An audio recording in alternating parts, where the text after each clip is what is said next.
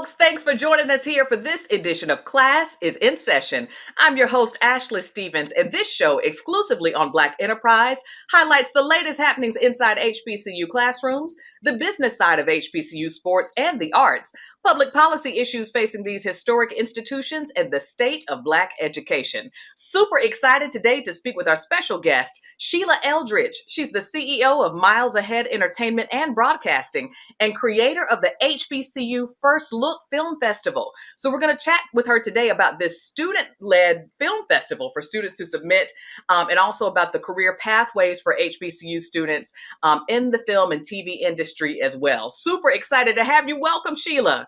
Thank you. Glad to be here. Well, we're glad to have you because we know that you are a veteran in this space. Tell us a little bit about you and your background in film and in TV. Well, first and foremost, I'm an Howard University grad from the Cathy Hughes School of Communications. When I graduated from Howard, moved to California and started my business. I'm a serial entrepreneur, been in business 35 years plus. We started out as a marketing firm.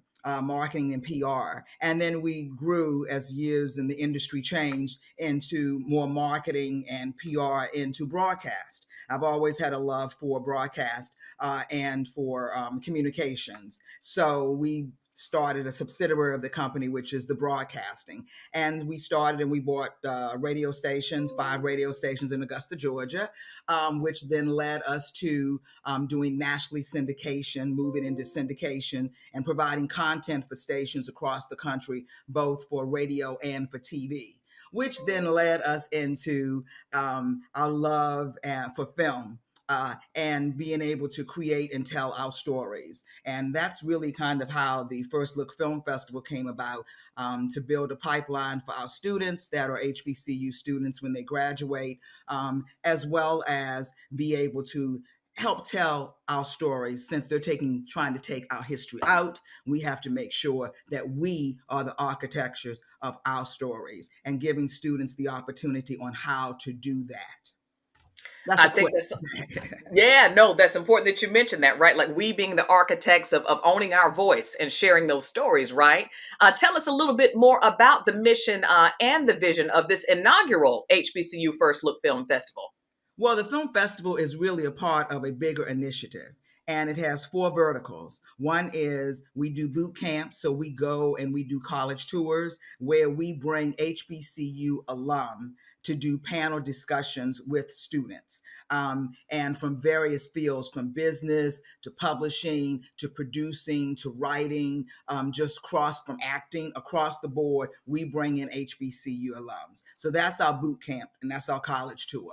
Then the next component is our challenge. This year we had 150 students, and this is our inaugural year.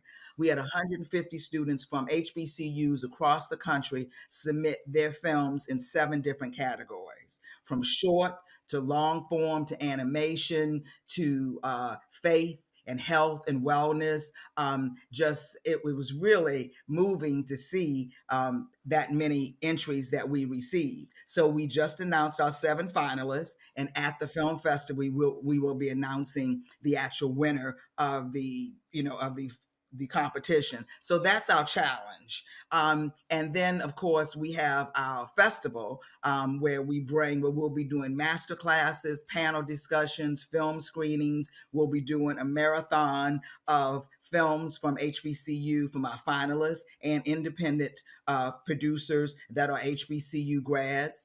And then the last piece, which is the most important piece, is internships. We have what is called the Hustle and Flow Career Lounge. Howard gave me 5 HBCU students to be able to work with me. And so since I'm not the demo, I'm letting them drive the content and everything for the festival. And so all of the different sessions are named after Black movies, because I want them to understand some of these historical Black movies that have impacted what they're doing now. So we call it the Hustle and Flow Career Lounge, and that's where students will be able to sign up with companies, Paramount, Warner Brothers, Thurgood Marshall Foundation, the Academy. The Academy came on board, yes, and is doing programs for how to write your resume, how to prepare for that first job. It's a great program that they have for students. And this is one of the first times they've done it on HBCU campuses. So we're excited about that. So the most important piece for me is, of course, the internships, getting our students placed in internships next summer, and most importantly, helping them build a pipeline for career opportunities postgraduate. So that's the whole initiative. I love it. I love to hear that it's such a bigger picture than just the one event that's taking place November 10th through the 12th at Howard University, the inaugural HBCU First Look Film Festival. This really is about preparing HBCU students for a career in this space. That's really exciting to hear that you've got an incredible lineup of partners on board to help host these master classes, offer internships. That's a really big deal, right? Because sometimes I think students, based on the industry they want to go in, they may not be clear what the pathway Very is, true. how to Very get true. there, or what the opportunities are after they graduate, right? I think this is huge that you're doing that. And when we were in school, we had a professor, and he used to say to us, this is not you're learning this, you're getting all this book knowledge, but I want to make sure that you understand there's a real world out here. And he used to bring journalists and bring professionals in to talk to us about what it's like in the real world. So the goal here is to help students understand this is what the real world is going to look like, and this is how you have to prepare for that world. From professionals that are in it, because we have some actors that are coming in that they're talking about how they made the transition, but their first gig, for their first acting job, how they raise money to produce their independent film. They're talking about the process of how they made that journey. And that's what we're looking to convey for the students. That's super important. Let's talk a little bit about some of those special guests. I understand there's a superstar lineup of folks in the industry that are joining you all. Just a few of the names: Cathy Hughes, Ruth Carter, award-winning costume designer, actress Terri J. Vaughn, producer, director Stephen Dr. Love. Tell us about what these special guests are going to be doing and how they're going to be interacting with the HBCU students. Well, it's interesting because Ruth is going to be doing a master class with, her name is Kim Taylor Coleman, who is one of the biggest casting persons in Hollywood. And they work together. That's part of what the Academy is bringing them in to do this master class together. Ruth is also going to be a keynote speaker to tell her story, and she's going to get a surprise because we're going to be, I won't tell. Okay, so she's going to get a surprise there. Cathy Hughes, I'm so honored because she is my mentor. When I first bought radio stations, I bought them from Cathy Hughes. She put me through a National Association of Broadcasters ownership program for minorities. And then she sold me the radio stations in Augusta, Georgia, which is how I really launched my broadcast industry and moved into national syndication. So she has asked me to interview her. So we're going to do a conversation with she and I. And I'm really excited because she really has been an intricate part of my career. So I'm excited about that. And then we have, of course, Courtney Claudet, who, I don't know whether you've seen this movie on BET Plus, but it's called The Reading. This young man is from Houston, Texas. He raised the money, produced it, directed it, and then got Monique to star in his movie. And then got his distribution deal with BET Plus, and it's one of the most popular movies next to Tyler Perry on BET Plus. So he is telling his story of how he was able to do all of that. And then we have people that are working that are also on the panel that'll talk about financing and that kind of thing. Then we're really excited because on opening night of the movies, we're going to have Rustin. The opening night movie is going to be Rustin, who is the story of Baynard Rustin, who is a 60s civil rights, I say unsung hero, that President Obama and Michelle Obama's production company is producing that. And so that is going to be at the Museum of African American History and Culture. And then we're going with ESPN that's doing the crossover, which is where hip hop meets sports. And it looks like we're going to be doing something special now with The Color Purple. So it's going to be a packed filled weekend. This is phenomenal. I love to hear it. I love to hear the range and depth of the type of professionals that you're going to have there and to hear their stories and their journeys. Rustin should be exciting. And if I'm not mistaken, Bayard Rustin also attended HBCU Wilberforce Yes, University. yes, he And I did. know they have lecture series. They do a lot dedicated to still continue to amplify his voice And as they're well bringing as, students down. They are bringing oh, students to the festival. Is that not? I was love it. so, yes, they're bringing students Love it. in. Mhm. Oh, this is incredible. I'm excited to hear that. So the festival's November 10th through the 12th at Howard. But can anyone, is it open to the public? Is it open to other HBCU students? Oh, absolutely. It is totally open to, we have students coming from A&T. We have students coming from Elizabeth City, from Norfolk State, from Morgan, Bowie, of course, the schools in the area. But yes, we have some students coming from Spelman. So it's definitely open to all students. They get a half price on everything, on admission. And it is open to, if other people want to come as well and enjoy the festival, they can as well. But the focus is really on our students. Love to hear it. What are some of those prizes for the students? I know we're down to 7 finalists. So what do the finalists and or the winner of the Student Film Festival receive? The winner of the festival gets $5,000. They also, and that's coming from TV1, from Cathy Hughes will be awarding them that. The other students, in addition to that, they would get internships. We've got internships set up for them. So the 7 finalists, their work will be shown as well. They'll get, and all the finalists will get internships, but the winner will get $5,000. That's phenomenal. This is incredible. And even the monetary prize is a big deal for the students to invest in their film and their future, but also the internships to align with what they want to do speaks volumes. This is incredible. So you mentioned TV1. Are there other partners that have helped you along in this work, being the first year of the film festival? Yeah, thank you so much for asking. Believe it or not, AARP. Awesome. AARP saw the value of bringing the alumni and connecting them with the students. So they're one of our biggest supporters. HBCU Go TV is on board as a media partner. WHUT, Mhm. which of course is Howard's TV station. WHUR. We have Paramount. We have Netflix. We have, who else do we have? The Academy. That was a big one for the Academy to come on board and see the value of what we're doing.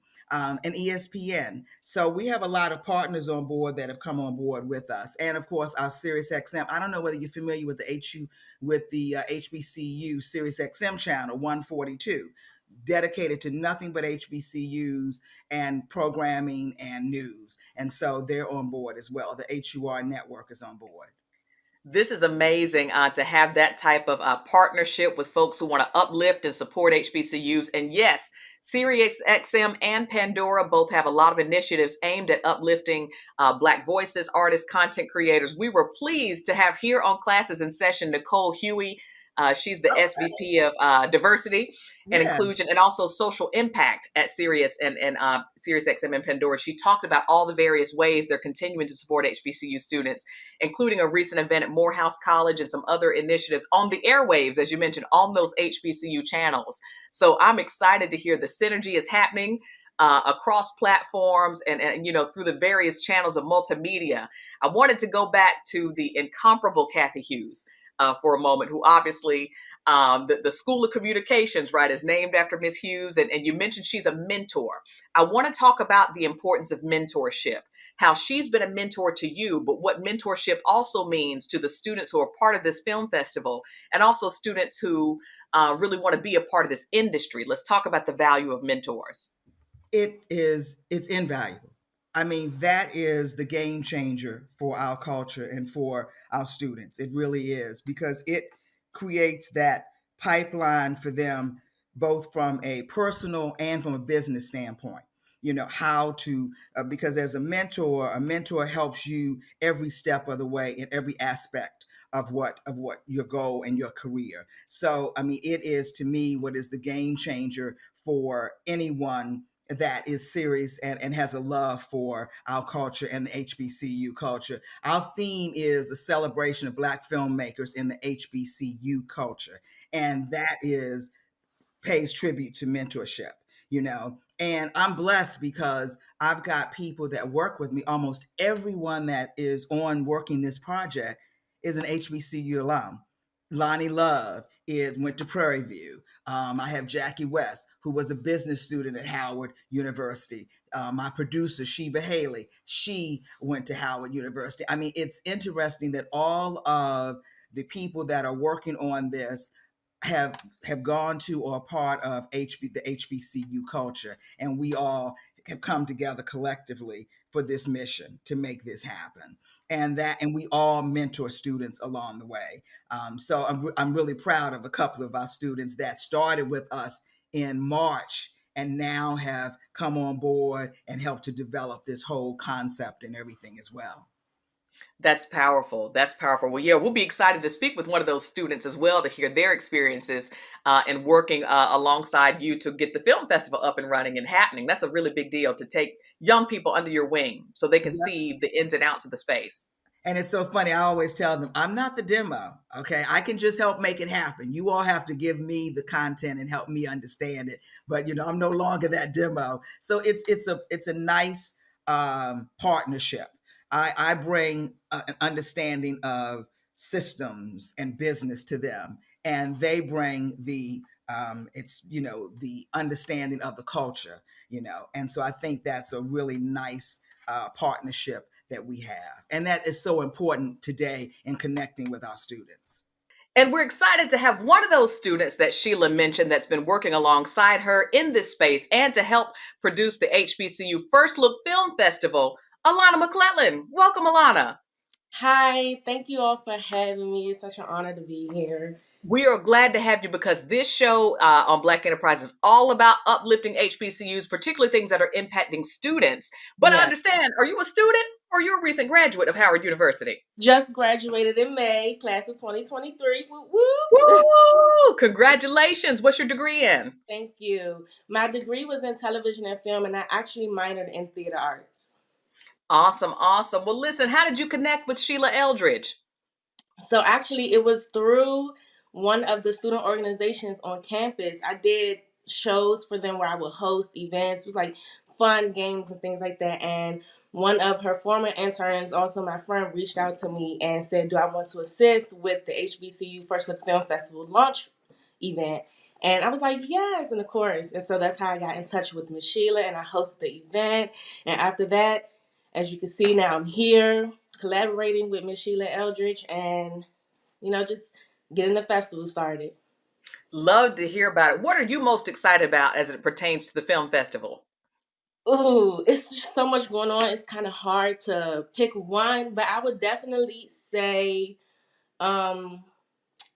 maybe with Cathy Hughes coming and Ruth Carter, just to see them and hear their experience and share their advice on how to get into the industry and the tips and tricks to do.